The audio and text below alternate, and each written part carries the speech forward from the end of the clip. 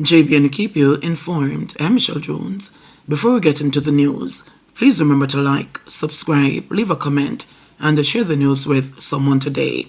Now onto the news. Man fatally shot by police in Kingsland, Manchester.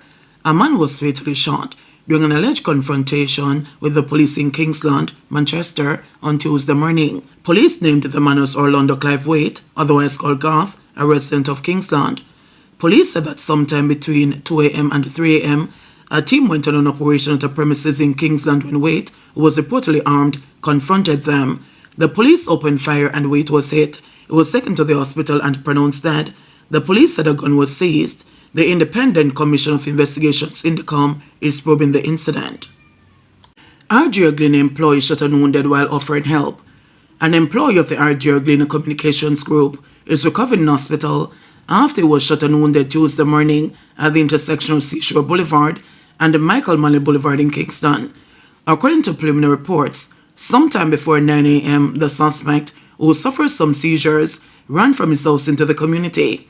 His father, a member of the Jamaica Constabulary Force, sought the assistance of the RJ Glynn employee to locate his son, but the employee was shot after he was reportedly disarmed of his license firearm by the suspect. The victim was shot in the neck and shoulder. He was rushed to hospital and underwent surgery. Assistant Commissioner Michael Phibbs, head of the Area 4 Police, confirmed that the suspect, who fled with the gun, is in custody. Suspect in Gibbs Williams killing dies after falling ill in lockup. One of three men charged for the October 2023 murder of Gibbs Williams, vice principal of G.C. Foster College, died Monday morning in the Greater Portmore lockup in St. Catherine. According to information received, the prisoner, Jerome Hales, became ill in the lockup and was rushed to the Spanish Town Hospital for treatment, but he was pronounced dead on arrival at the medical facility. Hales was among three men charged for the murder of the well-known educator. The 55-year-old sports administrator was fatally shot outside the medical facility in Portmore, St. Catherine. It was reported that on October 6, 2023, Williams was in the car park of the facility when he was attacked and shot. He ran inside the medical facility where he collapsed and died. St. James woman accused of leaking indecent photos of another female. A 21-year-old woman has been charged after she allegedly posted indecent photos of another woman on social media. Anisha Murray, otherwise known as Cadian, of Tower Hill in St. James, has been charged with malicious communication in relation to a 2-week-long incident which occurred between Friday, February 28 and Saturday, March 15. According to reports from the Montego Bay Police, the woman discovered that Murray had posted offensive, indecent, and obscene photos of her on a social media platform. A report was made to the police, and following an investigation, an operation was conducted at Murray's house on Saturday. She was taken into custody and subsequently charged. Her court date is being finalized. Men accused of driving away with a car mid-sale negotiation apprehended.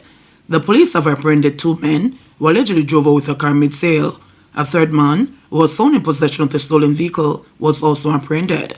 Reports are that 23-year-old Jaim Romeo, otherwise called Jay, a mechanic of Cassia Park Road, Kingston 10, and the 23-year-old Javon McIntosh, otherwise called Jevy, a supervisor of Bob Marley Boulevard in Corville Gardens, Kingston 20, both agreed to purchase a car from the complainant. According to the police, at about 2:30 p.m. on March 11, the owner parked his Honda Civic along Constant Spring Road with the intent to complete the sale. However, it is alleged that during the negotiation, the duo, along with another man, entered the vehicle and sped off without the consent of the owner or any payment made. A report was subsequently made to the police and an investigation commenced. Police reportedly found the vehicle at a car wash in St. Thomas in the possession of 44-year-old Omar Campbell, a businessman of Leith Hall, Morant Bay in the parish. The men have been charged with larceny of a motor vehicle, conspiracy to commit larceny of a motor vehicle, and receiving stolen property. Mark Golding calls for clear direction on policy for lifting Zozos. Opposition leader Mark Golding has expressed concerns over the government's lack of a clear policy regarding the conditions necessary for lifting zones of special operations, Zozos. He was speaking at a community meeting at Augusttown Primary on Friday. Written. Once it is declared, it has to come to Parliament at intervals to be renewed. And they used to come very frequently, and they extended the period now to, I think, 6 monthly intervals. But there's been no clear policy direction from the Minister of National Security as to what needs to happen, what the circumstances have to be like for them to say, okay, we've gone far enough with this particular thing and we need to move on. So we don't really know what it is what the criteria are, that would say, oh yes, all right, it's time to move on from Zozo. And I think that discussion needs to be had, because some of the communities have been there. I mean, for example, Mount Salem, where this youth have come from, yeah, that has been under Zozo from 2017. Yeah, I think it was the first with Denham Town. Both of them are still under Zozo. Augustown has been on there for many years now. I don't even know how long it is. So, you know, we need some clear policy direction around it. And I think we need to have, for me, the way to deal with that would be to have community engagement and say, how has it worked? Are you happy about it? Do you feel it has achieved something? What is the positives? What are the negatives? And how do we move forward? Because at the end of the day, the law must be for the people's benefit. The law was made because we thought, not us, but the government was trying to deal with that situation. We put our thoughts into it because there were certain things in there at the time that would have made it very oppressive, and we argued against those things and got some things changed. But it's not perfect. And the people who live through that experience must be our guide as to what needs to happen and how it ought to be dealt with on an ongoing basis. So to us, consultation with the people must be a very much part of developing the policy as to how you come out of this situation. Finance Minister defends Probox owners amid budget debate clash. Be very careful that you don't disrespect Probox. That was Minister Favour Williams' comment during the closing of her budget debate presentation. The minister sought to defend the comment she made after her first presentation, where she stated that a Jamaican is able to make a down payment on a Toyota Probox by saving $2,000 per month for 3 years for a total of 72,000 Jamaican dollars. On the opposition and their supporters about how they talk about Probox. Currently, there are 23,423 Probox vehicle owners in Jamaica.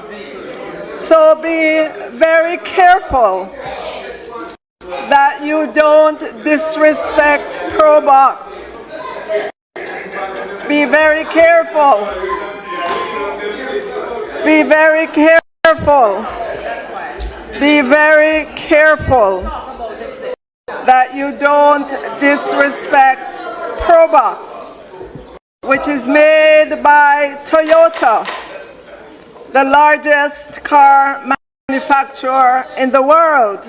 Minister, it would appear that the members would like to be here until 9 o'clock tonight. Vandalism of some sharp monuments sparks outrage. There have been reactions of outrage at the defacement of the decades-old statue monument erected to commemorate the legacy of national hero Samuel Sharp. On Monday, the five-statue monument, which includes Sam Sharp, was found smeared with green paint. It is located in Sam Sharp Square in the parish capital, Montego Bay. Kevin Barnes, a resident who provides local tours to visitors, declared that the act of vandalism represents total disregard for Jamaica's history. It's a man of fight for freedom, man. For black man freedom, so how you don't want destroy, how you don't want bite the hand and feed you then, and put it away there. I feel pleased how they're nasty now, and nobody now look and nobody can come and the parish council where had the head of everything should have come as to come in part and see. Mayor of Montego Bay Richard Vernon acknowledged that acts of vandalism targeting the monument have been on the rise. For some reason or the other, persons have been trying to vandalize these statues, and we have implemented some level of prevention. That is why the barrier was installed, because persons had immediate access to it, and we installed those barriers to reduce the likelihood of such things happening. But even with the best efforts, they are still trying to do that. We can't put a grill over the entire thing, then we'll be losing the purpose of what it is there for. So at the same time, we're encouraging cooperation where the people are concerned, and we have to do our part as government to ensure that we protect these monuments. So, as I said, I'm urging persons to desist, and we will do as best as possible to protect these monuments that we have in our city centre. JBNN will keep you informed. Please remember to subscribe, like, share, leave us a comment, and click the notification bell to receive our daily news items.